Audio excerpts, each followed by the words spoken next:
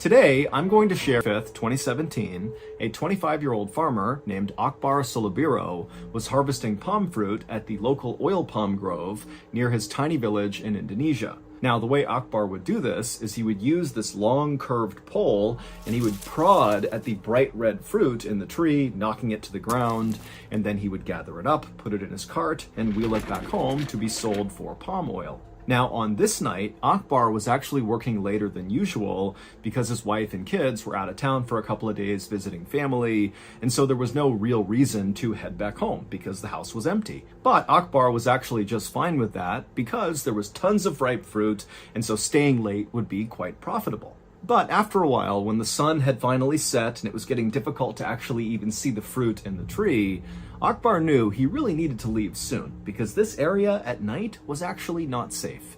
And so Akbar gathered up the remainder of his fruit on the ground, he put his pole in the cart as well, and he began quickly making his way back home. Later that evening, one of Akbar's neighbors was asleep in their bed inside of their home when they woke up suddenly to the sound of something out in the jungle, not far from where Akbar had been harvesting palm fruit. And so this neighbor, when they sat up, they couldn't really tell what the sound was. It almost sounded like a stifled scream or maybe some animal that was fighting with another animal. But as the neighbor sat there straining their ears to try to hear it again, they didn't. All they heard was normal sounds coming from the outside. And so the neighbor decided that the sound they heard must have been a cat or maybe a monkey, and whatever it was, it couldn't have been a big deal. And so this neighbor went back to sleep. The following evening, so 24 hours later, another one of Akbar's neighbors walked outside of their home to begin the walk over to the jungle to harvest palm fruit. And when they went outside, normally around this time, Akbar would be coming outside as well, because these two often went to the grove together. But, this neighbor is looking and Akbar's not outside, and he looks up at Akbar's house and it's dark and quiet. And so this neighbor's thinking to themselves, where is Akbar? I know he worked late last night. I didn't hear him come in.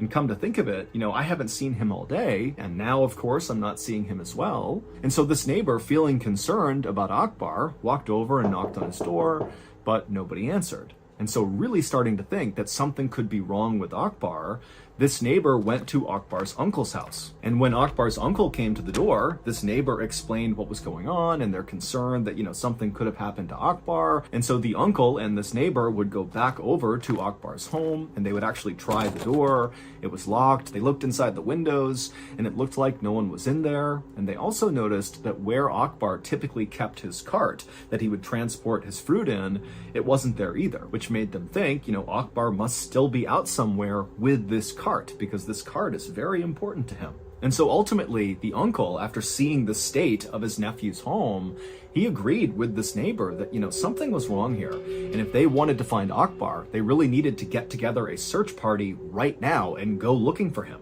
So the uncle contacted the leaders of the village, and they in turn rounded up all the able-bodied men in the village, and they all got together with headlamps and flashlights and machetes and knives, and then all together they began walking away from the village into the jungle in the direction of this palm grove, which was the place that Akbar had been last. And so this big group of men, they get inside the jungle and they begin walking along this path, which was the most likely path that Akbar would have taken to go to the palm grove and also to return from the palm grove. And as they're walking, the sun is starting to set, it's getting dark, and the animals in the jungle, they're all making noises and kind of yelling at this group as they're moving through. And this group, they're shining their light around looking for any sign of Akbar, but there wasn't any. They were calling his name out, there was no response. And then at some point, as they got closer to the palm grove, they noticed there were a couple of bright red fruits, palm fruits, that had clearly been recently harvested that were scattered on the trail. And so the group began to fan out in this area, thinking that, oh my goodness, Akbar must be somewhere nearby. Maybe there was some sort of accident and he's fallen somewhere, or just something's happened to him, but he's got to be in this area. And so the group began fanning out off the trail, kind of hacking their way through all the underbrush. And then suddenly, one of the men, after he hacked through a particularly dense stretch of the jungle, he looked down and saw something and began to scream, and he raised his machete and began running forward. As far as we can tell, this is what happened to Akbar. The previous night, after Akbar had decided, it wasn't safe to be in the jungle at night, he needed to leave, and so he gathered up all of his things and he began walking along that path where the search party would find all that fruit scattered on the trail. And so he's walking along this path, and he thinks he's alone, he thinks he's okay, but in reality, he wasn't. He was being watched and followed very closely from something up in the trees. And so as Akbar moved along, this thing was kind of trailing him and seeing what he was going to do. And then at some point, this thing up in the trees began moving its way down closer and closer to Akbar. It was a 23-foot long reticulated python. It was a massive snake. And this snake came down and launched an attack on Akbar, grabbing the back of his neck with its powerful jaws. And as soon as the snake clamped down on Akbar's neck, he let out a stifled scream, which was the scream that had woken up that other neighbor who sat up in bed wondering what that was. That was Akbar screaming out. But that was the only sound Akbar could make, because immediately the snake wrapped itself all around Akbar and squeezed him tight. And after crushing Akbar, breaking almost every bone in his body, the snake relaxed and then slithered off of Akbar. And so Akbar fell to the ground and was either dead or very close to death.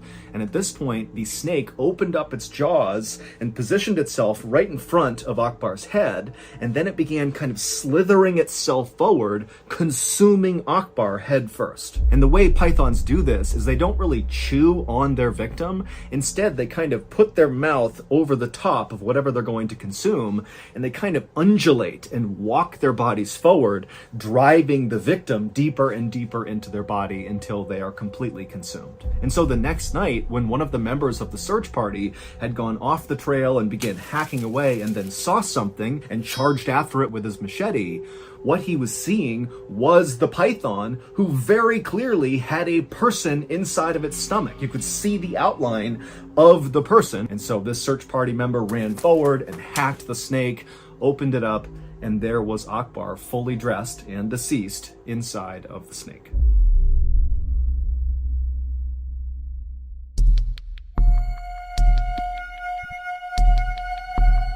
On the night of February 19th, 2022, a 41-year-old woman named Paula Ruiz was working the reception desk at a 4-star hotel in southern Mexico. It had been a long Saturday night with lots of tourists checking in and lots of confused tourists asking for directions or clarifications about things in the area. But it was finally nearing 11 p.m., which was the end of Paula's shift, and also things had calmed down near the reception desk. There wasn't much going on. And so Paula took a moment and grabbed her phone and checked it. And she saw there was a text message from her 19-year-old son saying he would be picking her up after work on his motorbike. And then just a couple of minutes later, Miguel, her son, actually walked in the front door of the hotel. He waved to his mom and said, hey, I parked my motorbike just down the street. Whenever you're ready, we can leave. And so Paula, she was very happy to see her son. She walked over, she gave him a kiss and a hug, and then she began gathering her things. Paula loved the fact that her son was totally comfortable driving around town with his mom on the back of his motorcycle. Other teenagers might think that was awkward, but not Miguel. But Paula knew her son absolutely loved his motorbike and basically was always looking for an excuse to ride it. And so very likely that was why he was so eager to give his mom a ride home. And so finally, after Paula had gathered up her things and said goodbye to her coworkers, she and her son walked out the front doors of the hotel, and they began walking down the road and around the corner to where Miguel always parked his bike whenever he picked his mom up from work. However, when they turned the corner and looked at the spot where Miguel said he had parked, his bike wasn't there. Now, at first, Paula asked Miguel, are you sure you parked it here? Maybe did you park it farther down the road? But Miguel said, no, this is where I always park. I definitely parked it right here. And so Miguel became convinced that someone must have stolen his bike. That was the only explanation that made sense. But Miguel still had the keys to his motorcycle, which meant whoever had stolen it had likely hotwired it. And since that takes quite a bit of time to pull off components of the bike and kind of fiddle around with the wires to make it start, Miguel was thinking that, okay, maybe they're still in the area trying to hotwire it. Let's go look for them and get the bike back. Now, the city in southern Mexico where Paula and Miguel lived was called San Cristobal de las Casas, and it was a totally beautiful place surrounded by all these hills, but it was also a very dangerous place, full of lots of street crime and violence and gangs that used the area as a hotspot for drug trafficking. And so this is not really a good place to be walking around at night, let alone trying to chase down some bike thief. But Paula and Miguel, they knew this. They lived there. They understood the risks. And Paula especially, she knew that Miguel was going to go looking for this bike because he loved that bike. And so Paula didn't hesitate and said, okay, Miguel, let's go looking. And she figured at a minimum, she could take a video or a picture of the thief if they found them with the bike, and then they could give that to police, and then maybe they could track the person down if Miguel and Paula couldn't get the bike back that night. And so Paula and Miguel began running down these side streets, looking all over the place for Miguel's bike. And you got to picture some narrow alleyways with barely any lighting. I mean, this is a sketchy area. And so they're running around, and then finally they turn a corner, and Miguel sees up ahead his distinctive yellow motorbike, and he sees some stranger is pushing it along. Clearly this person is pushing it away so they can hotwire it. And so Miguel and Paula begin charging down the road, and Miguel actually gets in front of this guy and stops him, and Miguel starts screaming at the guy to give him his bike back. And then Paula, she joins her son and she starts screaming at him as well and taking videos and pictures. And then as this is happening, another man on a motorbike came flying up behind Paula and Miguel. And as they did, Paula and Miguel heard the sound of the engine and they turned around, and all Paula saw was this young man holding a gun, aiming it at her son, Miguel, right at his chest. And so her motherly instincts kicked in and she leapt in front of her son, and then not knowing what else to do, she raised her phone and took a picture. And then seconds later, there was a loud bang, and then suddenly this guy who had been trying to steal Miguel's bike gave it up. He dropped the bike, he took off running down the road, and the gunman, he too turned his bike around and sped off down the road, leaving Miguel and Paula in the alleyway. Except Paula was on the ground because a second after she took that photo, the gunman had shot her in the chest. Paula would be taken to the hospital, but she would die the following morning, orphaning Miguel and his 3 siblings. However, the photo that Paula took of her killer seconds before he killed her was such a high-quality photo showing his face that just 2 days after her murder, police were able to use that photo to find the killer as well as his accomplice, and they were both arrested.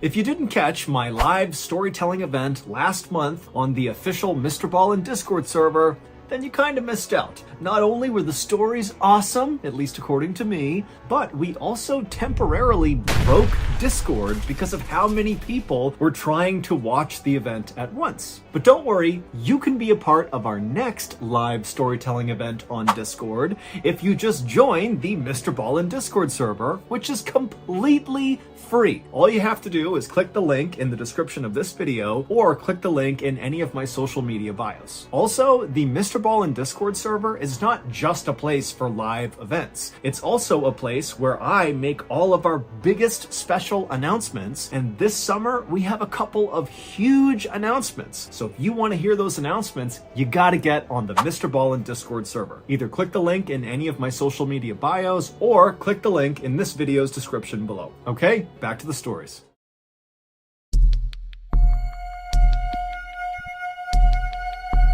On the morning of February 25th, 2015, in a little house in the city of Cape Town in South Africa, a 17-year-old girl named Misha Solomon was packing up her homework in between bites of her breakfast. And as she did this, her mother, Lavana, walked into the kitchen with a big smile on her face, and she was holding up this beautiful red flowing dress, and immediately Misha knew what it was. Her mom had been making this dress by hand over the past couple of days. It was for a big school dance that was coming up, and she saw that it was now done. And so Misha, she put down her breakfast and her homework, and she rushed over to her mom, and she admired this gorgeous dress and thanked her mom for all the hard work and said it's absolutely perfect. And then from somewhere behind Misha, her father, who was still sitting at the table, kind of grunted out, "Hey, isn't that dress a little bit revealing?" And Misha and her mom kind of just rolled their eyes because they knew Misha's dad just loved his daughter and was very, very protective of her. And so basically anything she wore that wasn't full coverage was too revealing. And so Misha, after rolling her eyes, walked over to her dad. She gave him a big hug and a kiss, and she said, "Dad, don't worry about it. It's just fine."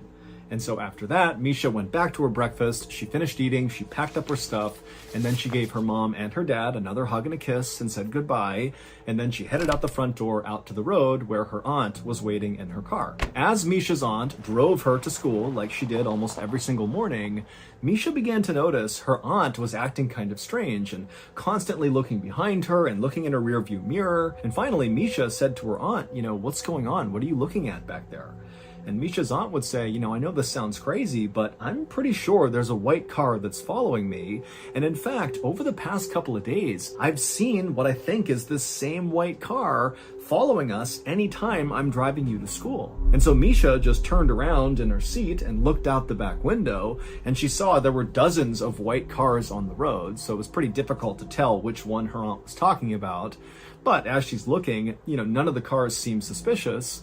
And so Misha turned back around and told her aunt, I think you're just being paranoid. Nobody's following us. There's no reason to follow us. A few minutes later, Misha's aunt pulled up alongside the front of the school, and Misha said goodbye to her aunt. She thanked her, she hopped outside, and she rushed into the school. And then Misha made her way up to the hallway where her first class was, and as she was walking down the hallway, her best friend, Cassidy Nurse, was walking up the hallway in her direction. And so right away, Misha sees Cassidy, and she waves and smiles and begins walking towards her. But Cassidy gave Misha this kind of weird, lukewarm smile, and then quickly looked away from Misha, and then Cassidy turned and bolted into the nearest classroom. And so Misha just came to a stop and just looked at the doorway where her best friend has disappeared, and she starts thinking to herself, what's going on? Why did she do that? That was so cold. And then Misha began to think about the fact that actually, over the past couple of days, Cassidy had been acting really strange. It was like she was trying to avoid Misha, but Misha had no idea why. It wasn't like they were fighting. Normally, Misha and Cassidy were totally inseparable. They had met earlier that school year, and even though they were actually kind of far apart in age, Cassidy was in 8th grade and Misha was in 12th grade, it was like it didn't matter. It was like right away when they met each other, they had this special bond where they just had to be around each other all the time. They shared everything with each other. And certainly anytime they saw each other in the hallway, they would stop to chat or even go into a nearby bathroom and do each other's hair and makeup and share any gossip they had recently heard. So for Cassidy to act like this was just totally uncharacteristic, and it really upset Misha.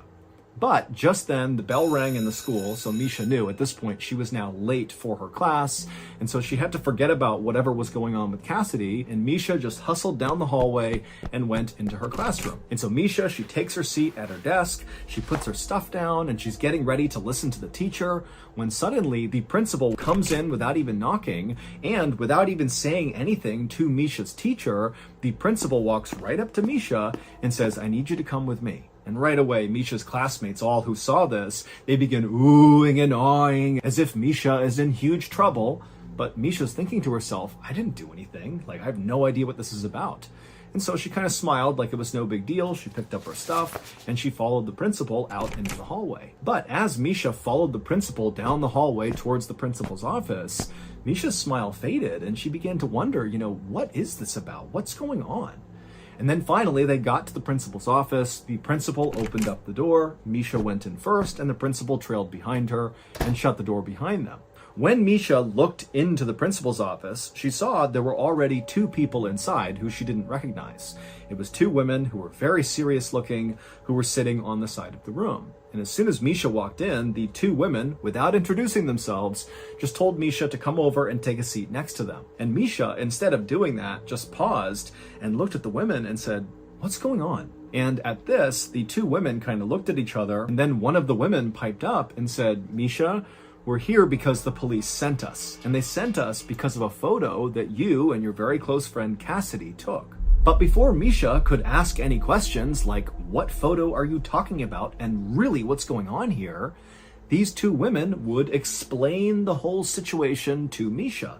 And basically what they did is they told her this long, very convoluted story that involved Misha, it involved Cassidy, it involved this photo. And by the end of this story, this explainer story, Misha had taken a seat and put her hand over her mouth in utter disbelief.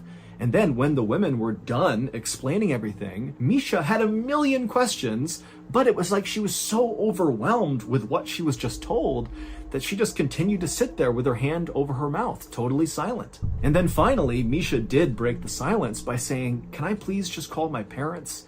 And at this, the social workers said, "No, you can't. And in fact, the police are already at your parents' house. They're talking to your parents right now.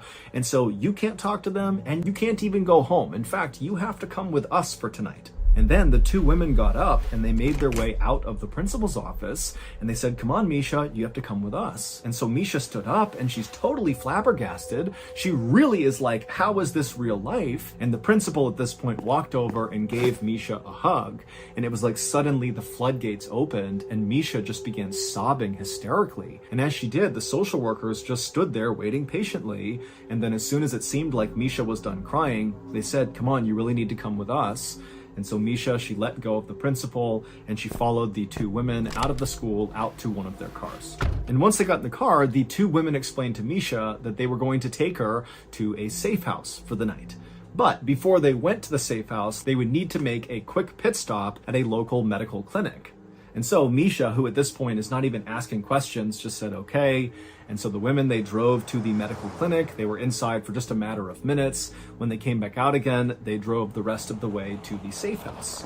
And when they got to the safe house, it just looked like a normal house on the outside. But on the inside, when the two women were leading Misha through and showing her where everything was, the kitchen, the bathroom, her bedroom, all Misha saw was all these other kids who were staying there, who were orphaned and abandoned. And it started to give Misha a panic attack. And she asked the women again, "Can I please call my parents?" And they said, "No, you really can't." But one of the two social workers could tell that Misha, she's having a breakdown. This is the worst day of her life, very likely. And so one of the two women actually offered to Misha to come home with her and stay at her house instead of the safe house. And Misha agreed. And so that social worker and Misha, they would leave together, they would get into that woman's car, and they would drive to her house. And then the social worker told Misha that unfortunately now it was just a waiting game. They needed to wait for the police to get back in touch with them with more information. That night, as Misha lay in this woman's guest bedroom, looking up at the ceiling, wondering how the heck this had become her life, she began to think about the photo that her and Cassidy had took that had kind of started this whole horrible thing. And so Misha began to think about the day they took this picture, and all she remembered was that she and Cassidy were just kind of goofing around and smiling and making funny faces and just taking photos as they went. She certainly didn't think that one of those pictures they took would totally change her life.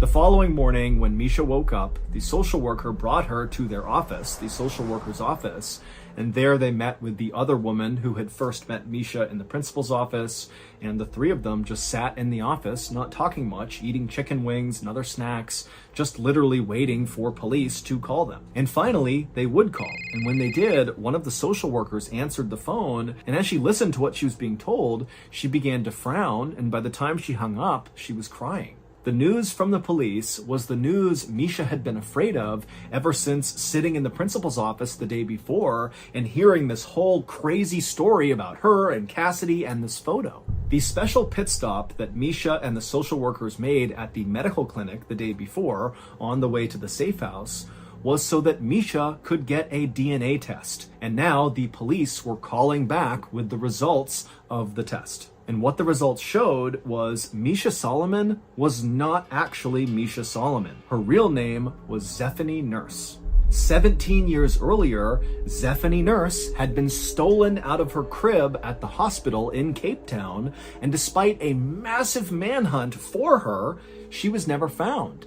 And so this was a huge, famous case in Cape Town, and most people assumed it would never be solved. But Misha's DNA had done just that. It proved that Misha's parents, who had loved her and raised her since she was a baby, were not actually her parents. Her mother, Lavana, was actually her kidnapper, and now she was under arrest. But even though this revelation was incredibly shocking and upsetting for Misha, it was not nearly as shocking as learning the identity of her real biological parents. The social workers took Misha from their office to the police station, where they told Misha her real biological parents were waiting to meet her. And so once they went inside the police station, Misha gripped onto the social worker's arm tightly. She was incredibly nervous, and she was led down a hallway to a door that was shut.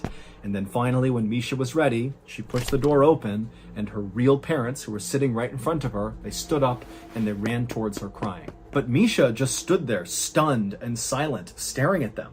Because these people, they were not strangers to her. She knew them extremely well. They were the parents of her best friend in the world, Cassidy Nurse. Which meant Misha, aka Zephany Nurse, was Cassidy's sister.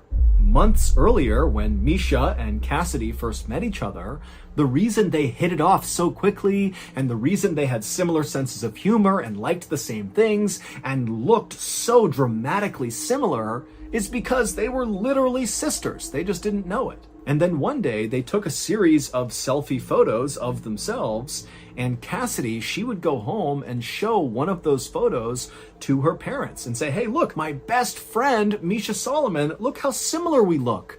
And when Cassidy's parents looked at Misha Solomon, they instinctively knew, that is our daughter. That is Zephany Nurse. And so they would bring this photo to the police, and the police would begin to investigate. And during this investigation, they began trailing Misha. So when Misha's aunt told Misha that she thought a white car was following her, she wasn't just being paranoid. Those were investigators following Misha around, trying to get a feel for her schedule, because they needed to approach her when she was alone in order to get a DNA sample. They were worried if they contacted Misha and tipped off what they were doing, she would tell her parents, who were actually her kidnappers, and then potentially they might take Misha and run away. And so they couldn't risk that. They had to basically follow her around and wait for an opening to get this DNA test done. And so this was also the reason why Cassidy was acting so strangely towards Misha in the few days before the truth was revealed. It's because Cassidy knew about this investigation,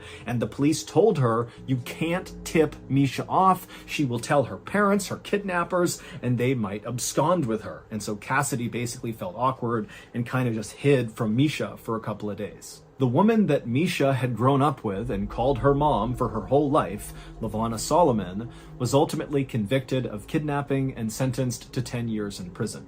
There has never been any evidence to suggest that LaVonna's husband, so Misha's dad for her whole life, actually knew that the baby had been kidnapped, because 17 years earlier, LaVonna had been pregnant with their child. But it's believed she miscarried, and LaVonna did not share that with her husband.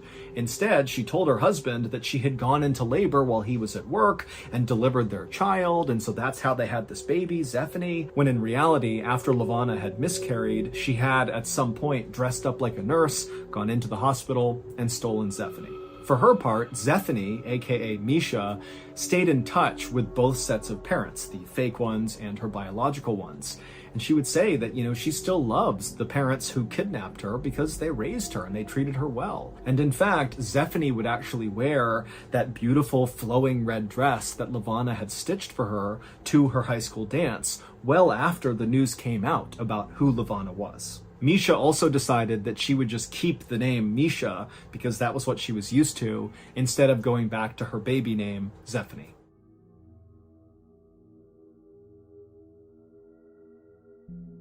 On a cold and snowy day in January of 1994, a land surveyor for the North Carolina Department of Transportation parked his car at the edge of Highway 421 in the Blue Ridge Mountains of North Carolina. After walking just a few yards away from the side of the road, he was already swallowed up in the deep woods that stretched for miles into Watauga County. Given the cold air and snow underfoot, the surveyor was paying close attention to where he was walking. That was, until the man glanced ahead at the fallen tree ahead of him, and before he saw something he just couldn't make sense of peeking out of the snow in the shadow of the upended roots. A moment later, he dropped the hard plastic case that contained his surveying equipment and nearly fell backward as he scrambled to get away from the mound of snow in front of him. Then, looking desperately through the thick trees for the other members of the survey team, the calm around him was shattered as he started yelling for help.